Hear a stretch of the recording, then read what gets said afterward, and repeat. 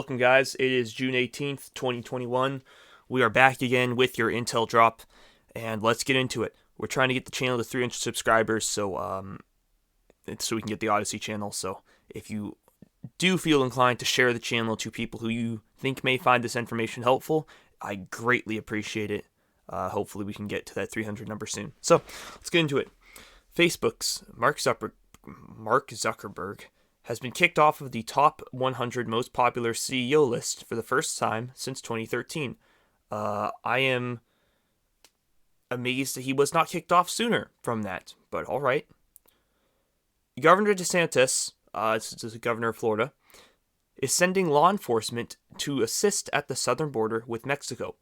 Great, they need help. That's wonderful. Thank you, Florida, for stepping up and doing that. That's wonderful. I hope more states do the same. That would be awesome. Taiwan has bought a rocket and missile system, a bunch of these, for a total of $436 million from the United States amid rising tensions in the region. This is interesting. The dynamics in there are really interesting right now because we have a president currently who's trying to grovel to the large Asian nation. A lot of our government at the moment is kind of under the jurisdiction of this large Asian nation, and yet at the same time, the U.S. needs the strategic area of Taiwan, and so is supporting Taiwan, even though the large Asian nation doesn't like Taiwan. I don't know. Possible theory, maybe the U.S. is selling them faulty missile systems, so when the time comes, China, I said the word now, a large Asian nation could just come in and take them. It's a possible theory. I don't know. But there's some really interesting politics going on right now, and we are funding both sides of the conflict at the moment. So we did that with a lot of conflicts, though. Iranian Navy vessels, there's been a lot in the news about those in the last week. They've changed course. They're now going up the west coast of Africa and possibly heading into the Mediterranean instead of going to Venezuela. We will watch that and see if anything comes of that. It's interesting. So Bruce Springsteen, I guess, is having a concert in New York, and fans who have had the AstraZeneca, that one, they're banned from attending it. But so I think only those who have had the other three types are being allowed. That might be only those are allowed. It might be, I don't know, I haven't researched it fully. But the main point in why I'm reading this is that if you had the AstraZeneca version of this, you're not allowed to go to this. It's interesting now how they're able to stop people who have had certain types from going places. It's kind of ridiculous. We've in cases like this, we've broken down our attendance and our freedom to go places by what type of we got. And people who have had that, they can't change that. They're stuck with that for life. And if anyone says they can't go because of that, they're done. Why would you want to get it? So anyways, California has rolled out a scannable wristband to check if you've had the. Ladies and gentlemen, we've been waiting a long time for some real news like this, and now it's here. They have rolled out this wristband. I am watching closely for more news regarding this point to see where it goes, but just this is enough to say it's here. This is getting crazy. We will see how far this is implemented. We will see if this actually picks up steam. I'm predicting it will pick up steam. States right now are in a trend of lifting restrictions. They're going to quickly find, like California has, that we need to verify which people have it and don't. A wristband system works very well, just a scannable wristband. As you can see, California is ahead of the curve and already has one. More states will follow with similar systems. This is going to be the world you live in. Right? So, and I can go into, there's a lot of stuff I'm thinking about regarding this. I could go into a very long discussion regarding this. I'll keep it simple. You should not be getting this wristband. And I'm no longer saying this objective, get it if you want to. No, you should not be getting this wristband. We'll leave it like that. Do not get this wristband. What does that mean for you? You have to be prepared to live in a world without the wristband.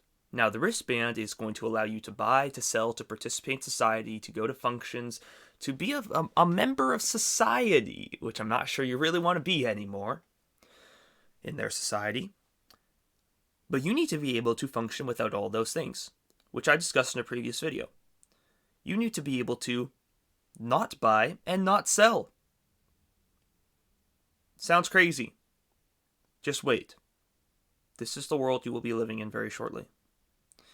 That seems absurd because you could just go online and buy. Maybe you can, but honestly, I don't think you'll be able to. If this is the way things are going, they're not going to do all this just to say, oh, but you can do this and that. They're going to do all that to destroy you. And if you can just buy everything you need online, there's no reason to do this. They won't be able to reach their end goal. They have to also take that away. So, anyways, we'll see where that goes. But I want to bring this to you that it is here. Be watching this.